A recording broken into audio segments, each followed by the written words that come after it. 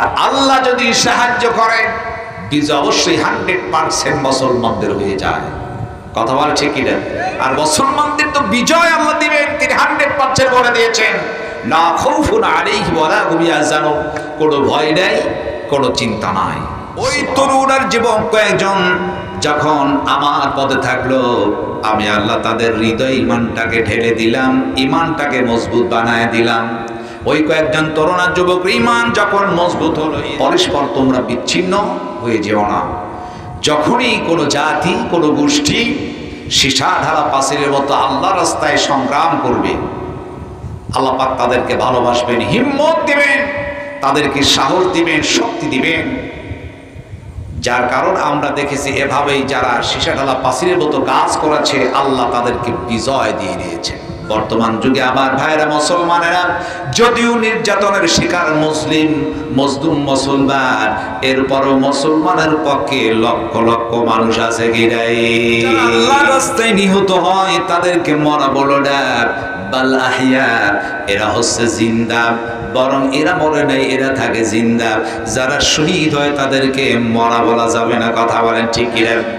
এই জন্য আমার ভাইরা প্রকৃতপক্ষে যারা মুসলমান, যারা ইমানদার, যারা মুত্তাকি হয়, দিন প্রতিষ্ঠার জন্য কাজকর্ম করে, দিনের কর্মী হয়ে, ইসলামের কর্মী হয়ে যায়, এদের মধ্যে একটাই ভাবনা, বাঁচতে গাজী, মরলে শহীদ। শহীদ যদি হয়ে যায় জান্নাত পাইতে দেরি হবে না।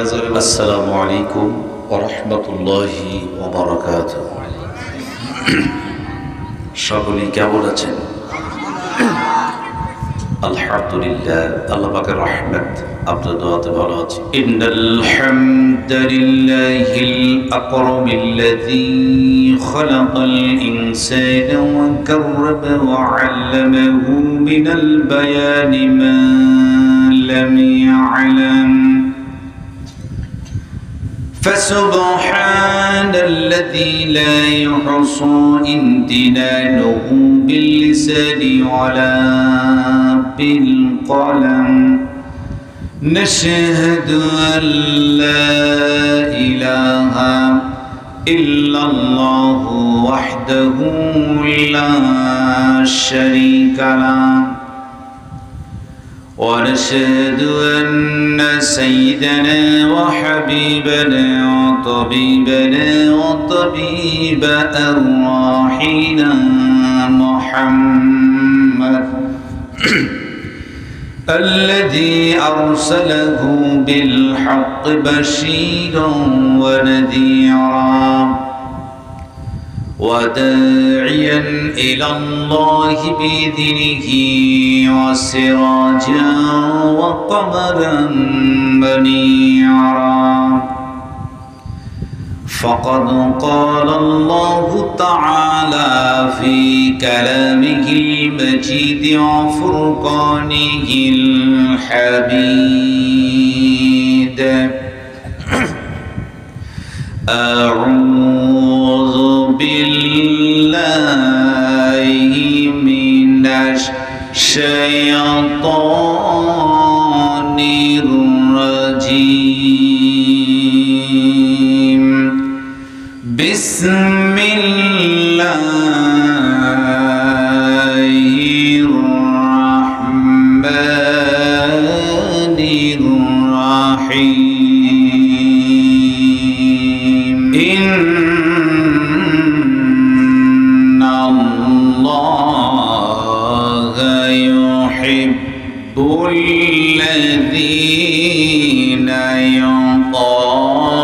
يقاتلون في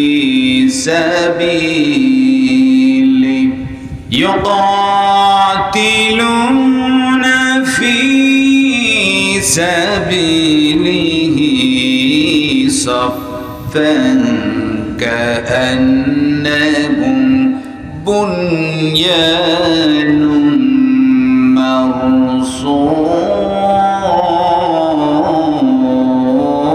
مرصوص.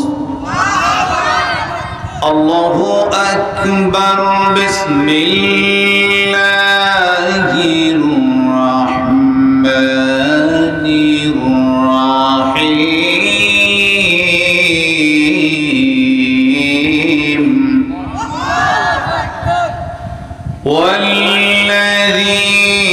والذين إذا فعلوا فاحشة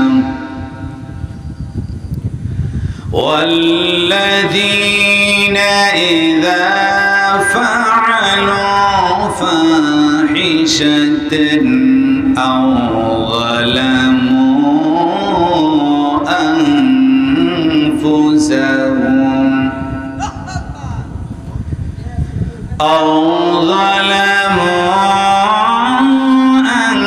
أنفسهم ذكروا الله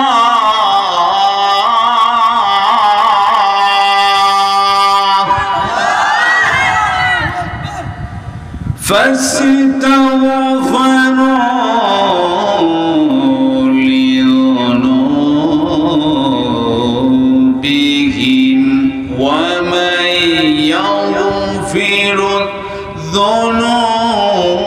الذنوب إلا الله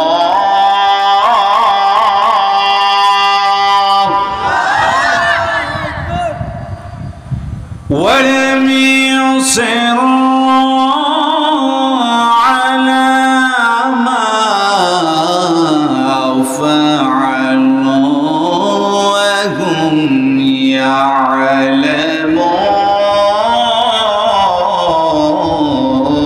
يعلمون.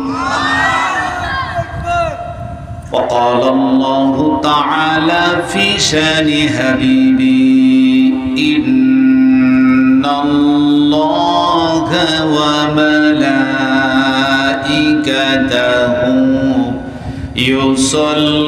يصلون على النبي يا أيها الذين آمنوا صلوا عليه وسلموا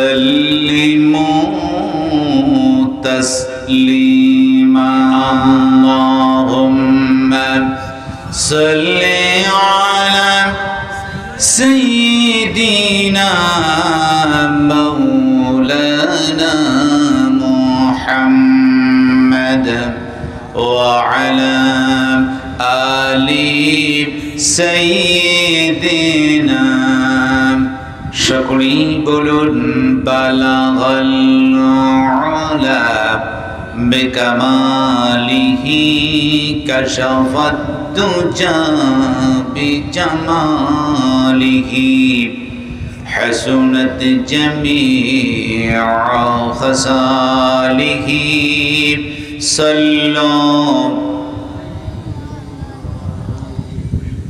ফুলে ফুলতো বুলবুল কা तरन्नुम भी न हो जमन दहर में कलियों का तबस्सुम भी न हो बलागल उला बिकमालिही कशफत दुजा बिजमालिही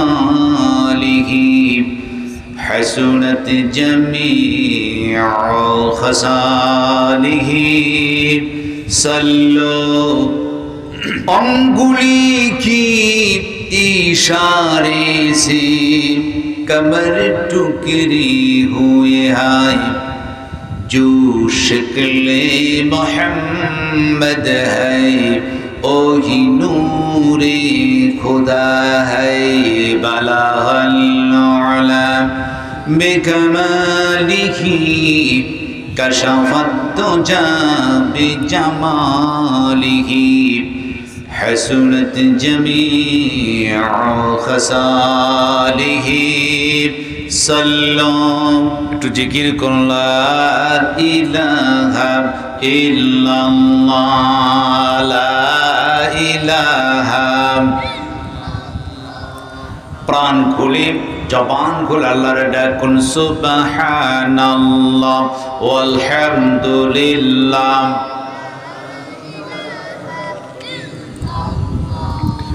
সুবহানাল্লাহ والحمد لله لا إله سبحان الله والحمد لله لا إله لا إله إلا الله محمد رسول الله صلى الله عليه وسلم।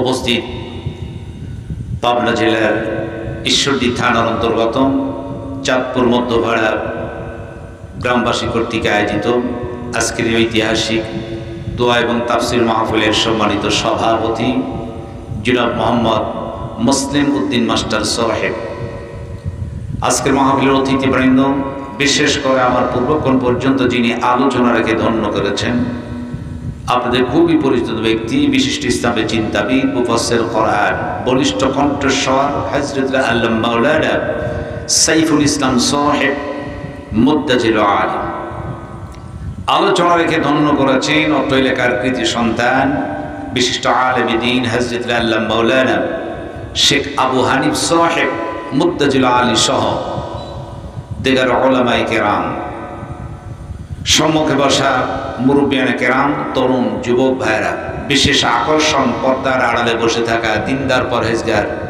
মা ও বোনেরা, সকলের প্রতি আন্তরিক সালাম। আসসালামু আলাইকুম ওয়া রাহমাতুল্লাহি ওয়া বারাকাতুহু। মহান তাবারক তাআলা দরবারে শুকরিয়া আদায় করছি যে মহান জাল্লা শাহরু যিনি দয়া করে মেহেরবানি করে আজকের এই কোরআনুল কারীম মাহফিলে এসে বসার সুযোগ করে দিয়েছেন। যে রব, যে স্রষ্টা, যে রিজিক দাতা, যে আইন দাতা, যে বিধান দাতা, আমাদের মনি, যিনি তার নিয়ামত দিয়ে বাঁচিয়ে রেখে সুন্দর একটি পরিবেশে তথা দুনিয়ার জান্নাতে বসার তৌফিক এনায়েত করেছেন, সেই বাড়ির দরবারে প্রাণ খুলে জবান খুলে শুকরিয়া আদায় করছি, পড়ে নিচ্ছি আলহামদুলিল্লাহ। লাখো কোটি দরুদ সালাম বর্ষিত হোক বিশ্ব মানবতার মুক্তি দিশারি তামাম শিক্ষকের শিক্ষক, যিনি হচ্ছেন নির্যাতিত নিপীড়িত মানবতার বন্ধু সাইয়্যিদুল মুরসালিন খাতামুন নবিয়্যিন, যে রাসূল, যে নেতা, এমন একটি সময় পৃথিবীতে আগমন করেছিলেন যখন গোটা বিশ্ব আইয়ামে জাহিলিয়াত অন্ধকারের যুগ বলা হতো। মানুষে বাড়াবাড়ি, কাটাকাটি, রাহাজানি, ব্যভিচার, সন্ত্রাসেতে লিপ্ত ছিল। নারীদের কোনো ইজ্জত ছিল না। কন্যা সন্তান জন্মগ্রহণ করলে জীবিত কোরবানি কবর দেওয়া হতো। সেই নবীর প্রতি ভক্তি ভরে মহাব্বতের সহিত আমরা দরুদ প্রেরণ করছি যে রাসূল, যিনি হাত ধরে মানুষকে সৎ পথ দেখালেন, সেই নির্যাতিতা নিপীড়িতা মা বোনদেরকে সবার আসরে বসিয়ে দিলেন, সেই নবীর প্রতি দরুদ পড়ছি, সকলেই পড়ে দিচ্ছি সাল্লাল্লাহু আলাইহি ওয়াসাল্লাম। আলোচনার সূচনাতেই আমি আপনাদের কাছে জানতে চাই যে রব, যে স্রষ্টা, যিনি আমাদেরকে আজকে পৃথিবীর শ্রেষ্ঠ একটি মাজলিস কোরআনুল কারীমের মাহফিলে এসে কিছু সময়ের জন্য আলোচনা শোনার সুযোগ করেছেন, বসতে পেরেছেন, এজন্য সকলেই খুশি না বেজার? আর একটু জোরে বলতে, খুশি না বেজার? কোরআনুল কারীম মাহফিলে বসলে লস না লাভ? কম না বেশি লাভ? শেষ পর্যন্ত থাকতে সকলে কি রাজি আছি? বলেন ইনশাআল্লাহ। চেষ্টা করব খুব সংক্ষেপে শেষ করার জন্য, বেশি লম্বা চড়া হবে না ইনশাআল্লাহ। আশা করেছি যে 11:30টার মধ্যেই শেষ করবো ইনশাআল্লাহ। তো মহান তাবারক তাআলা যিনি আজ আমাদেরকে পৃথিবীর শ্রেষ্ঠ একটি মাজলিস, শ্রেষ্ঠ কিতাব মহাগ্রন্থ আল কোরআনুল কারীম থেকে আলোচনা শোনার সুযোগ তিনি করে দিয়েছেন। আমি সূরাতুস সফ থেকে 4 নম্বর আয়াতে কারিমা তেলাওয়াত করেছি, এরপর সূরা আলে ইমরানের 135 নম্বর আয়াতে কারিমা তেলাওয়াত করেছি। এর ওপরই সংক্ষেপে কিছু আলোচনা করে আখিরি দোয়া করব ইনশাআল্লাহ। এখন যে কোরআনুল কারীম থেকে কোরআনের আয়াতে কারিমা তেলাওয়াত করেছি, সে কোরআনুল কারীমের মর্যাদা, শ্রেষ্ঠত্ব এত আল্লাহ বেশি করেছেন যে কোরআনুল কারীম স্বয়ং আল্লাহ পাক সুবহানাহু ওয়া তাআলা তিনি নাযিল করেছেন, যে কিতাবের মধ্যে কোনো প্রকার সন্দেহ বা ভুল নাই। কারণ আল্লাহ পাক প্রথমেই তিনি চ্যালেঞ্জ করে বলেছেন যালিকাল কিতাবু লা রাইবা ফি, এটা এমন একটি কিতাব যার মধ্যে কোনো প্রকার সন্দেহ নেই। যেই কিতাবের কোনো সন্দেহ নাই সে কোরআনুল কারীম থেকে আলোচনা করব আমরা ইনশাআল্লাহ। আমরা এমন একটি পরিস্থিতিতে অবনীত হয়েছি, রাসূল পাক সাল্লাল্লাহু আলাইহি সাল্লাম তিনি হাদিসে বর্ণনা করেছেন শেষ জামানার কথা, অসংখ্য হাদিস এসেছে। শেষ জামানাটা এমন হবে, রাসূল বলেছেন যে ওই যুগে মানুষের ঈমানটা এত দুর্বল হয়ে যাবে যেমন কচুর পাতার উপর পানি থাকে না, একটু হাওয়া দিলেই পড়ে যায়। সকালবেলা ঈমান থাকবে, সন্ধ্যায় বেঈমান হয়ে যাবে। সন্ধ্যায় ঈমান আছে, সকালবেলা দেখা যায় সে বেঈমান হয়ে গেছে। রাসূল বলেছেন ওই যুগে শেষ জামানায় ঈমানের উপর টিকে থাকা তার জন্য এত কঠিন হয়ে যাবে যে জ্বলন্ত আগুনের টুকরা হাতের তালুর উপর রাখা যেমন কষ্টদায়ক, তার চাইতে বেশি কষ্ট হবে ঈমানের উপর মানুষ টিকে থাকা। আল্লাহ পাক এর মধ্য দিয়েও আমাদেরকে কোরআন সুন্নাহ ভিত্তিক চলার সুযোগ করে দিয়েছেন। আর একবার শুকরিয়া আদায় করি, বলি আলহামদুলিল্লাহ। তবে আমার ভাইয়েরা, এটাও সত্য মহান তাবারক তাআলা তিনি আমাদেরকে মুসলমান বানিয়েছেন। আর মুসলমানদের ব্যাপারে আল্লাহ পাক বলেছেন যারা হবে মুমিন, যারা হবে মুসলমান, তাদের মর্যাদা, তাদের হিম্মত, তাদের সাহস আল্লাহ পাক তিনি নিজেই দিয়েছেন। সুবহান। কারণ মুসলিম জাতির ইতিহাস যদি আমরা পড়ি, যতগুলি মুসলমানদের ইতিহাস রয়েছে এই ইতিহাসে দেখা যায় মুসলিম জাতি হচ্ছে একমাত্র শ্রেষ্ঠ জাতি। কারণ এদের ভিতরে আছে একমাত্র আল্লাহর ভয়। আল্লাহকে ছাড়া মুমিন আর কাউকে কখনো ভয় করে না। এখন মুমিন যদি সেইভাবে কাজ করে, আমি সূরা সফের যে 4 নম্বর আয়াতে কারিমা তেলাওয়াত করেছি, এর মধ্যে আল্লাহ পাক যেটা বোঝাচ্ছেন, আল্লাহ রাব্বুল আলামিন বলেন ইন্নাল্লাহা ইউহিব্বুল্লাযীনা ইউকাতিলুনা ফী সাবিলিহি সাফফান কাআন্নাহুম বুনিয়ানুম মারসুস। জোরে বলুন আল্লাহু আকবার। আমার আল্লাহ, আমার রব তিনি বর্ণনা করেন ইন্নাল্লাহ, নিশ্চয়ই আল্লাহ ইউহিব্বুল্লাযীনা, ওদেরকেই ভালোবাসেন। নিশ্চয় আমার রব আমার আল্লাহ ভালোবাসেন, একমাত্র তাদেরকে ভালোবাসেন আল্লাযীনা ইউকাতিলুনা ফী সাবিলিহি।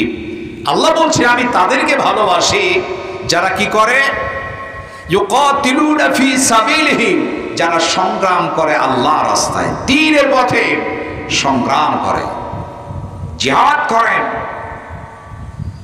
কিভাবে করে? সাফফান কান্নাহুম বুনিয়ানুম মারসুস, সীসা ঢালা প্রাচীরের মতো ঐক্যবদ্ধ হয়ে আল্লাহর পথে, দ্বীনের পথে সংগ্রাম করে। জোরে সুবহানাল্লাহ। আল্লাহ বলছেন আমি তাদেরকেই ভালোবাসি। তার কারণ ওয়াতাসিবু বিহাবলিল্লাহি জামিআ, আল্লাহ পাক বলছেন তোমরা আল্লাহর রজ্জুকে শক্ত করে ধরো, ওয়ালা তাফাররাকু, পরস্পর তোমরা বিচ্ছিন্ন হয়ে যেও না। যখনই কোনো জাতি, কোনো গোষ্ঠী সীসা ঢালা পাচিলের মতো আল্লাহর রাস্তায় সংগ্রাম করবে, আল্লাহ পাক তাদেরকে ভালোবাসবেন, হিম্মত দিবেন, তাদেরকে সাহস দিবেন, শক্তি দিবেন। যার কারণ আমরা দেখেছি এভাবেই যারা সীসা ঢালা পাচিলের মতো কাজ করেছে আল্লাহ তাদেরকে বিজয় দিয়ে দিয়েছেন। সুবহান। তাহলে আল্লাহ তো মুসলমানদেরকে বিজয় দিবেন। যদিও ইহুদিদের চক্রান্ত, যদিও বেজাতিদের ষড়যন্ত্র রয়েছে, সমস্ত ষড়যন্ত্র বেড়ার ডালকে ভেঙে চড়মার করে দিয়ে মুসলমানের বারবার করে ইসলামের বিজয় ছিনিয়ে এনেছে। সুবহান। আমরা জানি ইসলামের যে বিজয় হয়েছে, আমরা সকলে জানি ইসলামের প্রথম জিহাদ সেটি ছিল বদরের। কিসের জিহাদ ছিল? বদরের জিহাদ ছিল।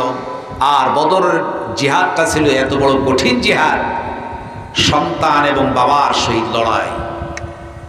ছেলের সহিত পিতা, পিতার সহিত সন্তান, ভাই ভাই সংগ্রাম। এটা কত বড় একটা মারাত্মক কঠিন কাজ।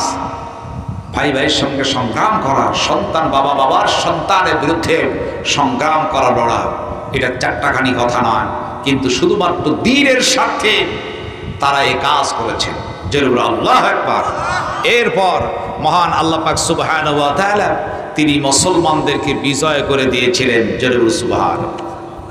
আবার ভাইরা, এই যে মুসলমানদের বিজয় হলো, এমন বিজয় আল্লাহ পাক দিয়েছেন আমরা জানি, যে ইতিহাস সকলের জানা, যেই জিহাদে কাফেরের সংখ্যা হলো 1000, অস্ত্র শস্ত্রে সুসজ্জিত, আর মুসলমানরা মাত্র 313 জন। তারপর অস্ত্র তেমন তাদের ছিল না, অস্ত্র নাই, এরপরেও তারা সেই জিহাদের মাঠে টিকে ছিল। জোরে বলো আল্লাহু আকবার। মাত্র 313 জন সাহাবীর মধ্যে অস্ত্র ছিল 13টি। কয়টি অস্ত্র ছিল? সেখানে কিতাবুল মাগাজির বর্ণনার মধ্যে এসেছে 313 জন সাহাবীর মধ্যে সেখানে তলোয়ারের সংখ্যা ছিল মাত্র 7টি, বল্লম ছিল 4টি, নেজা ছিল 2টি, মোট 13টি অস্ত্র। আর 300 জন সাহাবী শূন্য হাত, কোনো অস্ত্র শস্ত্র কিচ্ছু নাই, কিছুই নাই। রাসূলের খেদমতে চলে এলেন, ইয়া রাসূলুল্লাহ জিহাদ হবে, কাফেরের 1000 সংখ্যা অনেক বেশি, এদের আছে অস্ত্র, আমাদের কিছুই নাই, মাত্র 13টি অস্ত্র, কেমনি করে জিহাদ করব? রাসূল বলেন, আমার সাহাবীরা চিন্তা করো না, তোমরা যাও খেজুর গাছ থেকে ডাল কেটে আমার সামনে হাজির করে দাও। যেগুলো আল্লাহু আকবার। সাহাবীরা চলে গেলেন, 300 সাহাবী, এক একজন সাহাবী খেজুরের ডালা কাটলেন, আবার নবীর সামনে হাজির করা হলো। নবী আবার বললেন, সাহাবী খেজুরের ডালা থেকে পাতাগুলো তোমরা পৃথক করে ফেলো। পাতাগুলো পৃথক করা হলো, 300টি খেজুরের ডালা একত্রিত হয়ে গেছে। আবার নবীজি ডাকতে বললেন, এক একজন করে একটা খেজুরের ডালা আমার হাতে ধরা দাও। সুবহানাল্লাহ। 1000 কাফির অস্ত্র এসেছে, সাহাবীদের কোনো অস্ত্র নাই। সাহাবীরা দৌড়ে গেলে, ইয়া রাসূলুল্লাহ খেজুরের ডালা থেকে পাতা বিচ্ছিন্ন করেছি। নবীর হাতে খেজুরের ডালা দেয়া হলো।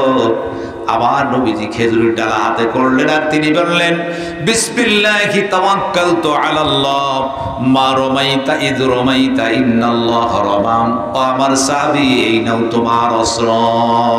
সুবহান। এই নাও তোমার অস্ত্র। বিসমিল্লাহি তাওয়াক্কালতু আলাল্লাহ মা রামাইতা ইয রামাইতা ইন্নাল্লাহা রামাম। এই নাও অস্ত্র। রাসূল পড়ছে আর এক একজনকে খেজুরের ডালা হাতে দিয়ে দিচ্ছেন। সুবহান আল্লাহু আকবার। এখন আপনারা ভাবতেছেন, খেজুর গাছের ডালা নিয়ে কাফেরেরা অস্ত্র, ভারী অস্ত্র নিয়ে এসেছেন, তাদের সামনে খেজুর ডালা নিয়ে কেমনি করে জিহাদ করবে? এটা একটু সন্দেহের ব্যাপার। আপনাদের কোনো সন্দেহ আছে? আল্লাহ যদি কাউকে বিজয় দেন, বিজয় হয়ে যায়। এক একজন সাহাবীকে খেজুরের ডালা দেয়া হলো। সাহাবীরা খেজুরের ডালা নিয়ে বদরের প্রান্তে চলে গেলেন।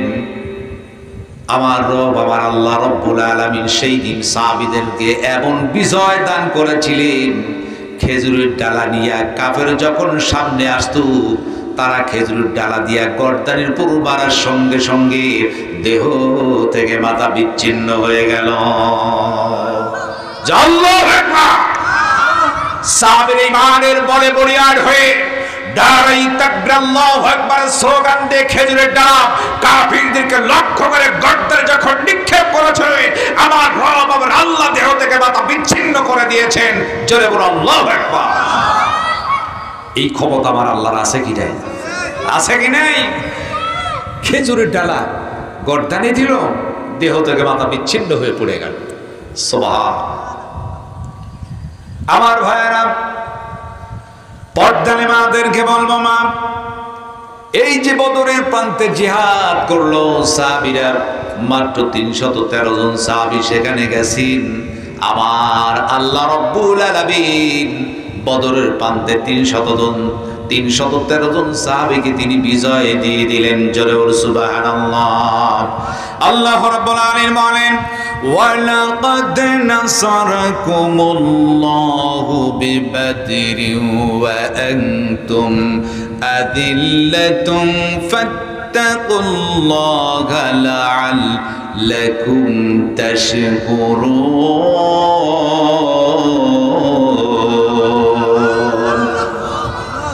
আল্লাহ রাব্বুল আলামিন বলেন, ওয়ালাকাদ নাসারাকুমুল্লাহু বিবাদরিন ওয়া আনতুম আদিল্লা। আমার রব আমার আল্লাহ বলেন, বদরের প্রান্তে আমি বিজয় দিলাম, সাহায্য করলাম। বদরের প্রান্তে যে সাহাবীরা জিহাদের মাঠে এলো, আল্লাহ জমিনের দিন প্রতিষ্ঠার জন্য হক আর বাতিলের জিহাদ, আমার আল্লাহ বলেন বদরের প্রান্তে সাহায্য করলাম। কারণ ওয়া আনতুম আদিল্লা, তারা ছিল দুর্বল ছিল। আমি আল্লাহ রব্বুল আলামিন তাদেরকে সাহায্য করেছিলাম। জোরে বলে সুবহানাল্লাহ। বদর জিহাদ হচ্ছে সাহাবায়ে কেরামকে আমার আল্লাহ রব্বুল আলামিন এমন সাহায্য করলেন।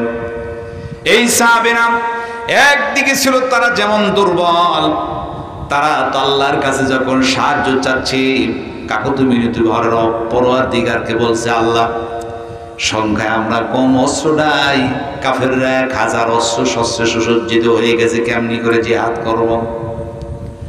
আমার রব আমার আল্লাহর কাছে সাহায্য যখন চাইলেন, মুসলমানেরা সাহাবায়ে কেরাম যখন সাহায্য চাচ্ছেন, আমার আল্লাহ রব্বুল আলামিন কোরআনুল কারীমের মধ্যে তিনি বর্ণনা করেন, ইয তাসতাগীসু রাব্বাকুম ফাসতাজাবা লাকুম আন্নী মুবিদ্দুকুম বিআলফিম মিনাল মালাইকাতি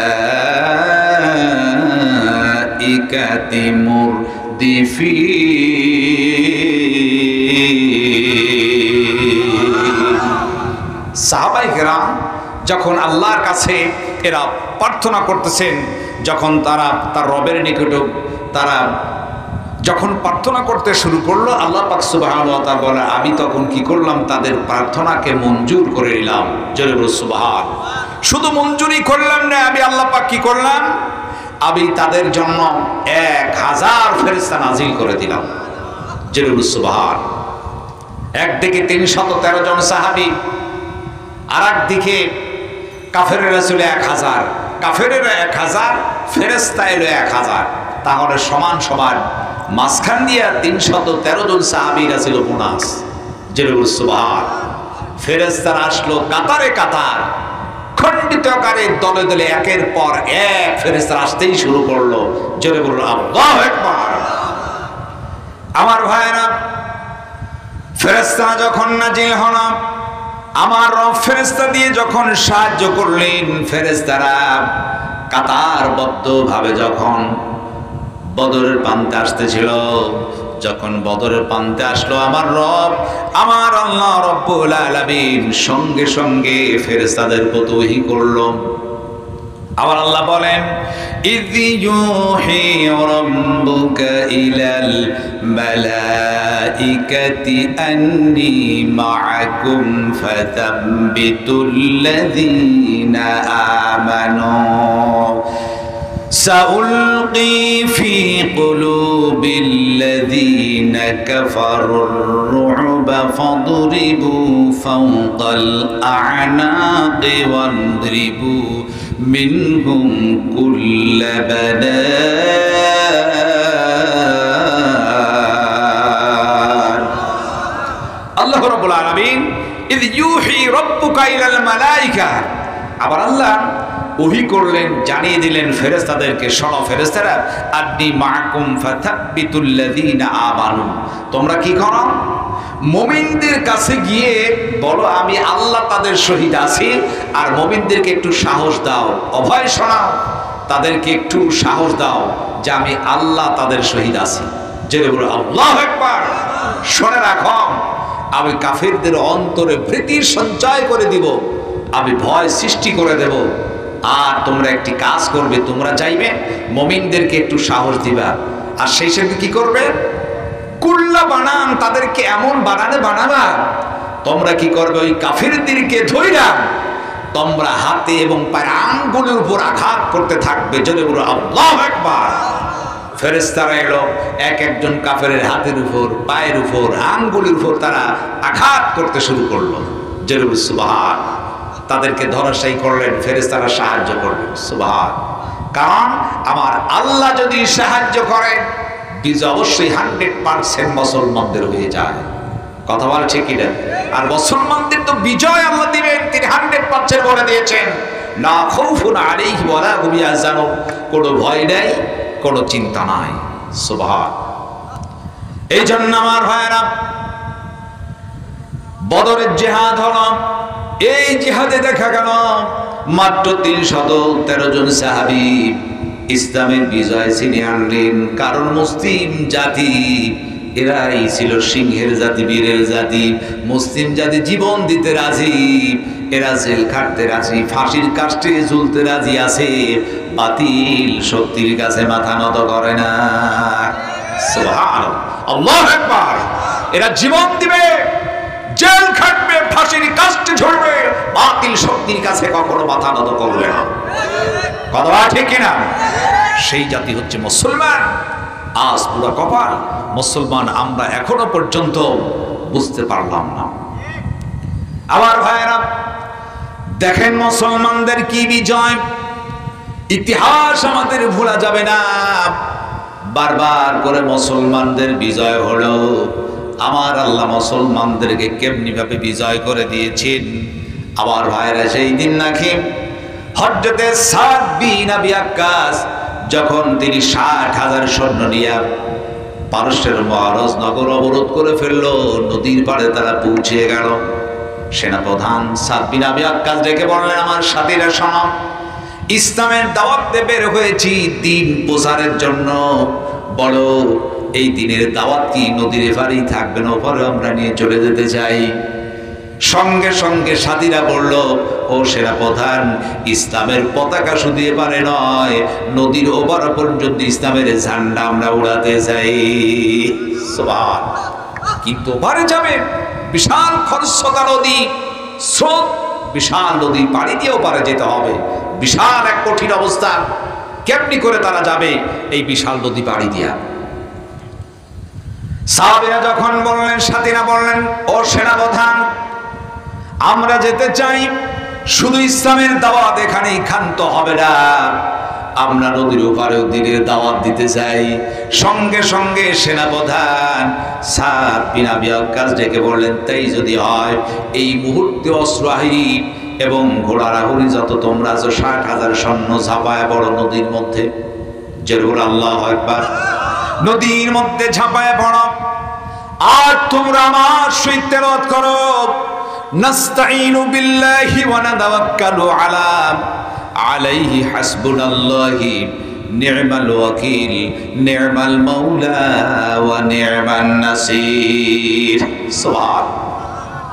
সঙ্গে সঙ্গে সমস্ত সাথীরা একসঙ্গে তারা বলে ফেলল, নাস্তাঈনু বিল্লাহি ওয়া নাতাওয়াক্কালু আলাইহি হাসবুনাল্লাহি নি'মাল ওয়াকিল নি'মাল মাওলা ওয়া নি'মান নাসির।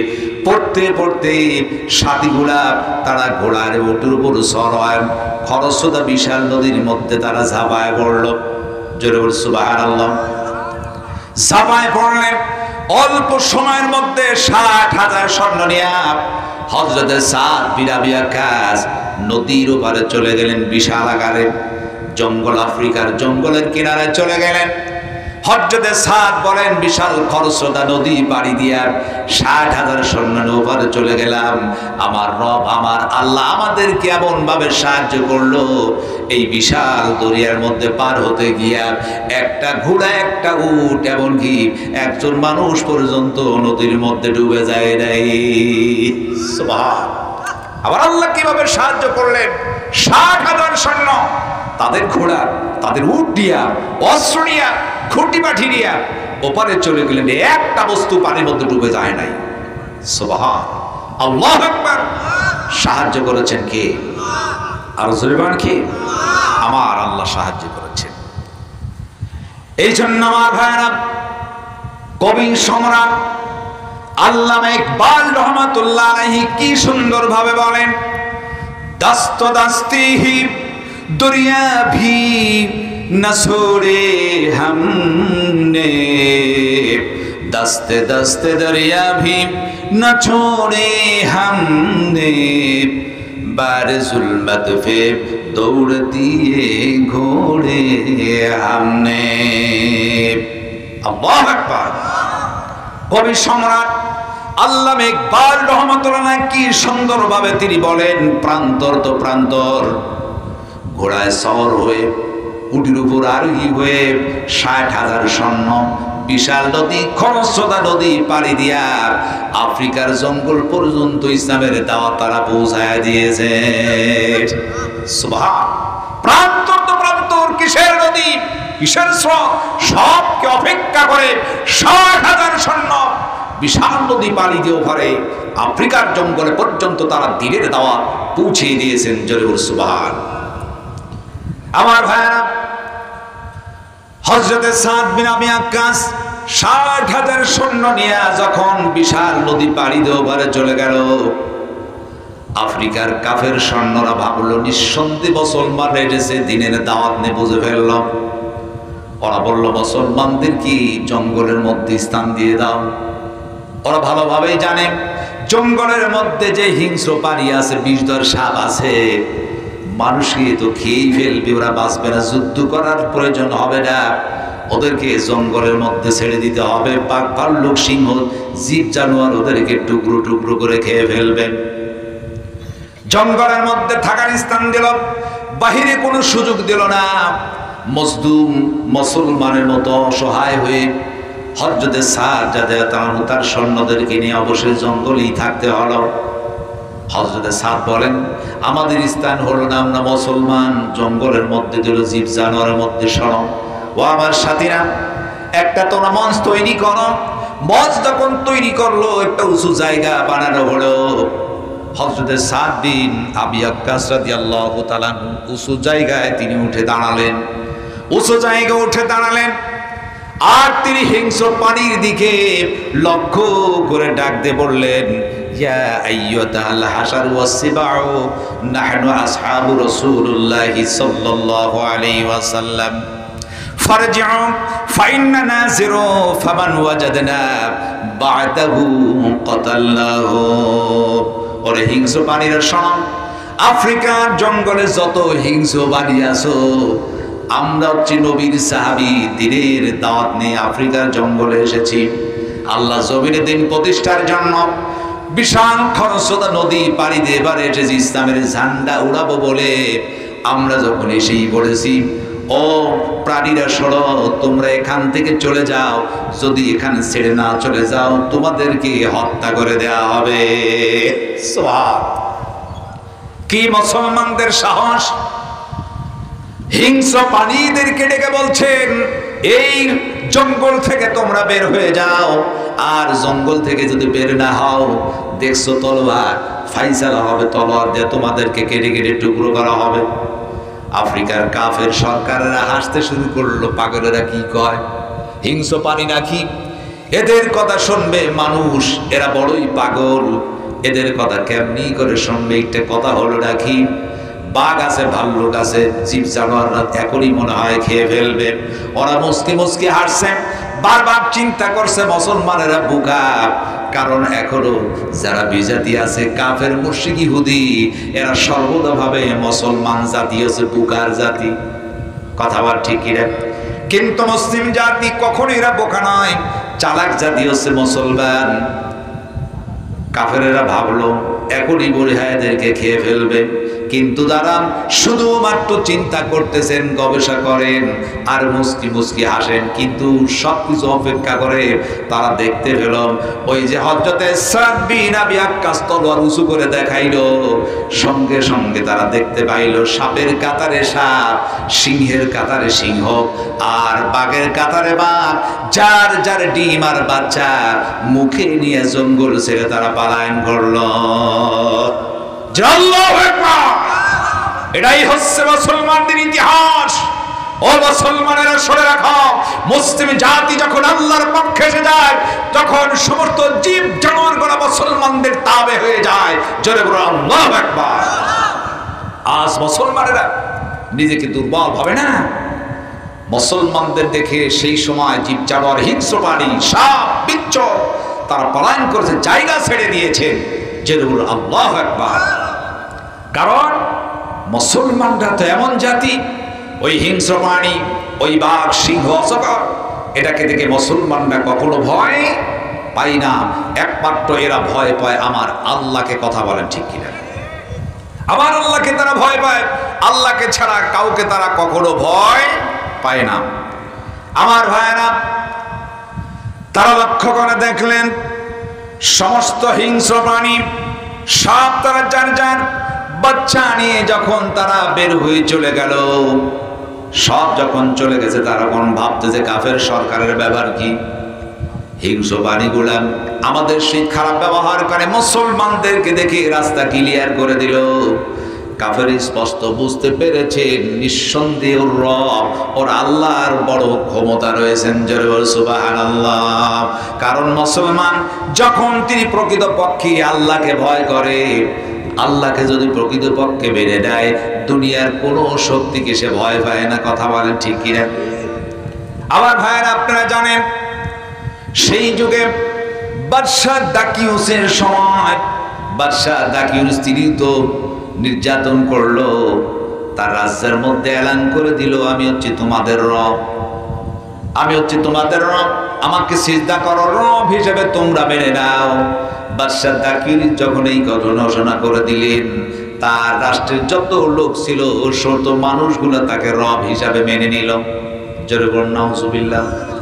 সেই সময় সমস্ত একদিকে চলে গেল বাদশাহ দাকিউসের পক্ষে, তাকে রব হিসাবে মানলো, তারে সিজদা করলো। আবার ভাইরা, শুধুমাত্র কয়েকজন তরুণ আর যুবক ব্যতীত সকলেই তাকে রব হিসাবে মানল। সামান্য 5 জন 7 জন, সর্বোচ্চ 9 জন ব্যক্তি যারা সব তার পক্ষে। বর্তমান যুগে আবার ভাইরা মুসলমানেরা যদিও নির্যাতনের শিকার মুসলিম, মজলুম মুসলমান, এরপরও মুসলমানের পক্ষে লক্ষ লক্ষ মানুষ আছে গিরাই। আজকে আমরা মুসলিম, আমরা যদিও লাঞ্ছনার শিকার হই না কেন, মজলুম হতে পারি, কিন্তু আমাদের পক্ষে লক্ষ লক্ষ মুসলমান আছে। আর বাদশাহ দাকিউসের সময় লক্ষ লক্ষ মানুষ ছিল, সব মানুষ দাকিউসের পক্ষে চলে গেছে। শুধুমাত্র কয়েকজন তরুণ এবং যুবক তারা একমাত্র রবকে রব হিসাবে মানলো, আর সব তারা বাদশাহ দাকিউসের পথে চলে গেল। এরা ঘোষণা দিলাম, আল্লাহ রাব্বুল আলামিন বলেন, ওয়ারাবাতনা আলা কুলুবিহিম ইয ক্বামু ফাকালু রাব্বুনা রাব্বুস সামাওয়াতি ওয়াল আরদ লান নাদউয়া মিন দুনিহি ইলাহান লাকাদ কুল্লা ইযান শাতাতা। জোরে বলুন আল্লাহু আকবার। ওয়ারাবাতনা আলা কুলুবিহিম, আমার রব বলেন ওই তরুণ আর যুবক কয়েকজন যখন আমার পথে থাকলো, আমি আল্লাহ তাদের হৃদয় ইমানটাকে ঢেলে দিলাম, ইমানটাকে মজবুত বানায় দিলাম। ওই কয়েকজন তরুণ আর যুবক ইমান যখন মজবুত হলো, ইয ক্বামু, তখন তারা উঠে দাঁড়ালো, ফাকালু, আর বলে ফেললো, রব্বুনা রব্বুস সামাওয়াতি ওয়াল আরদ, আমার একমাত্র রব তিনি, যিনি আকাশ এবং জমিনের রব, তার নাম হচ্ছে আল্লাহ। সুবহান। আমার একমাত্র রব তিনি, যিনি আকাশ জমিনের রব, তিনি হচ্ছেন আমার রব, সুতরাং তিনি হচ্ছেন আমার রব। সুতরাং শোনা রাখুন, আমি ইলাহান লাকাদ কুল্লা ইযান শাতাতা, তিনি ডাক দিয়ে বললেন একমাত্র সেই রব, আল্লাহকে ছাড়া কাউকে আমি রব হিসাবে মানব না। যখন এই ঘোষণা দিলাম, রব হচ্ছে আকাশ জমিনের যিনি রব, তিনি হচ্ছেন আমার রব, বাদশাহ দাকিউস তো রব হতে পারে না। যখন এই সংবাদ চতুর্দিকে ছড়িয়ে পড়ল, সঙ্গে সঙ্গে বাদশাহ দাকিউস তার নেতা, ওই বাদশাহ যেহেতু চামচা ছিল, কিছু কর্মী বাহিনী ছিল, মুহূর্তের মধ্যে সংবাদ নিয়ে চলে গেল, দেখেন আমার ভাইরা, আমাদের দেশে কিছু নেতা আছে দেখবেন এই নেতার সহিত কিছু সামসা থাকে, আছে কি নাই? আতি নেতা পাতি নেতা এর সহিত থাকে সামসা। এই জন্য কিছু মানুষ বলে থাকে আগুনের চাইতে পাতিলের গরম বেশি, আছে কি নাই? নেতার খবর নাই, দেখবেন সাথে যারা থাকে সামসাইদের বেশি লাফালাফি করে। বাদশাহ দাকি ইউনূসের খবর নাই, তার সাথীগুলা দৌড়ে চলে গেল। বাদশাহ আপনি জানেন না, বলে কি হয়েছে? আমাদের এই রাষ্ট্রে সমস্ত লোক আপনাকে রব হিসাবে মানে। কয়েকজন তরুণ আর যুবক বলছে আপনি নাকি রব নন, তার রব হচ্ছে আকাশ জমিনের যিনি রব, একমাত্র তার নাম আল্লাহ, তাকেই রব হিসাবে মানে। আপনি কি একবারও দেখেন নাই? আবার ভাইয়ের, আমাদের দেশের নেতাদের সহিত যারা কিছু কর্মী বাহিনী আছেন, দেখেন আমি অনেক জায়গায় এরকম হয়েছে, বক্তব্য হচ্ছে আল্লাহর জমিনে দিন প্রতিষ্ঠানের কথা বলার কারণে কিছু আতি নেতা পাতি নিজের দৌড় দিয়া, আসলে খারাপ কোনো কথা নাই, কিন্তু ফোন করে বলো এখানে রাজনীতি হচ্ছে। ফোন করে বললো রাজনীতি হচ্ছে, ওদের দিকে হ্যালো হলো, থানায় চলে গেল, পুলিশ চলে এলো, যা মাহফিল হবে না কেন, রাজনীতি বক্তব্য হচ্ছে। কিন্তু সেখানে যারা উপস্থিত তারা বললো না, রাজনীতিটা কোরআনের কথাই হয়। আবার ভাইরা, বাদশাহ দাকি ইউনূসের কাছে যখন সংবাদ চলে গেল, বাদশাহ দাকি ইউনূসের এমন রাগ হয়ে গেল, রাগ করে বললেন ঠিক আছে আমি পুলিশ বাহিনী পাঠাই। পুলিশ বাহিনী পাঠায় দেয়া হলো, একদল পুলিশ বাহিনী ঠিকানা দেয়া হলো, কয়েকজন তরুণ আর যুবককে যখন গ্রেপ্তার করা হলো, এইবার গ্রেপ্তার করার পর জেলখানার মধ্যে ঢুকানো হলো। কিছুদিন জেলখানার মধ্যে থাকলো। জেলখানায় থাকার পর বাদশাহ দাকি ইউনূস বলল ওদেরকে কোর্টে হাজির করো, ওদের বিচার ফায়সালা হবে। এরপর জেলখানার মধ্য থেকে বাদশাহ দাকি ইউনূসের দরবারে হাজির করা হলো। বাদশাহ দাকি ইউনূস ডাক ধরে, এই তরুণ আর যুবকেরা শুনতে পেলাম তোমরা নাকি আমাকে রব হিসাবে বানো না, একমাত্র তুমি রব বলছো নাকি তার নাম আল্লাহ আকাশ জমিনে যিনি রব, কথা কি সত্য নাকি? সঙ্গে সঙ্গে তরুণ আর যুবকেরা বলে ফেললো হ্যাঁ, আমাদের রব হচ্ছে তিনি রব্বুস সামাওয়াতি ওয়াল আরদ, যিনি আকাশ জমির রব তিনি হচ্ছেন আমার রব, তার নাম আল্লাহ। সুবহানাল্লাহ। এই কথা বলার সঙ্গে সঙ্গে বাদশাহ দাকি ইউনূস বলল সম্ভব, রব তো আমি, আমাকে রব হিসাবে মানতে হবে, আর 2 নাম্বার আমারে সিজদা করতে হবে। তরুণা যুবক বলল জীবন চলে যাবে, ফাঁসির কাস্টে ঝুলতে রাজি, কখনো তোমাকে রব হিসাবে মানতে রাজি নাই। সুবহানাল্লাহ। এই তরুণা যুবকের কি সাহস! সেই রাষ্ট্রের সব কাফির, এর মধ্যে জেলখানার মধ্য থেকে বলছে আমার জীবন চলে যাবে, এরপরে তোমাকে রব হিসাবে মানব না। আমার ভাইরে, এই স্বাভাবিক। আজকে আমাদের দেশে এক শ্রেণীর মানুষ যাদেরকে বিভিন্ন খারাপ মন্তব্য দিয়া, বিভিন্ন অভিযোগ দিয়া জেলখানার মধ্যে ঢুকায় বিচার ফায়সালা দিয়া ফাঁসির কাস্টে যখন ঝুলানো হলো, ওরাও মুস্কি হাসি দিয়ে বলছো জীবন চলে যাবে, বাতিলের কাছে মাথা নত করো। ওরা আছে কি নাই? আছে কি নাই? আমার ভাইরা, তারাও জীবন বিলিয়ে দিয়েছে, হাসতে হাসতে ফাঁসির কাছে তারা গিয়েছে, কারণ তারা জানে মরতে দেরি, জান্নাত পাইতে দেরি নাই। কারণ যারা শহীদ হয়ে যায় তাদের যন্ত্রণা থাকে মৃত্যুর চিমটি কাটার চাইতে বেশি, তো যন্ত্রণা থাকে না। মরতে দেরি, জান্নাত পাইতে দেরি নাই, যেন একটা ব্রিজ এবার ওপারে যাওয়ার সঙ্গে সঙ্গে জান্নাতে পৌঁছে যায়। সুবহানাল্লাহ। এই জন্য আল্লাহ পাক বলেন وَلَا تَقُولُوا لِمَن يُقْتَلُ فِي سَبِيلِ اللَّهِ أَمْوَاتٌ بَلْ أَحْيَاءٌ وَلَكِنْ لَا تَشْعُرُونَ। জোরে বলুন আল্লাহু আকবার।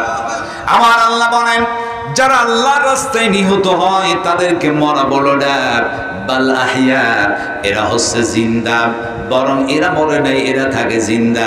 যারা শহীদ হয় তাদেরকে মরা বলা যাবে না, কথা বলেন ঠিক কি না? এই জন্য আমার ভাইরা, প্রকৃতপক্ষে যারা মুসলমান, যারা ইমানদার, যারা মুত্তাকি হয়, দিন প্রতিষ্ঠার জন্য কাজকর্ম করে, দিনের কর্মী হয়ে, ইসলামের কর্মী হয়ে যায়, এদের মধ্যে একটাই ভাবনা, বাঁচতে গাজী, মরলে শহীদ। শহীদ যদি হয়ে যায় জান্নাত পাইতে দেরি হবে না। জোরে বল সুবহানাল্লাহ।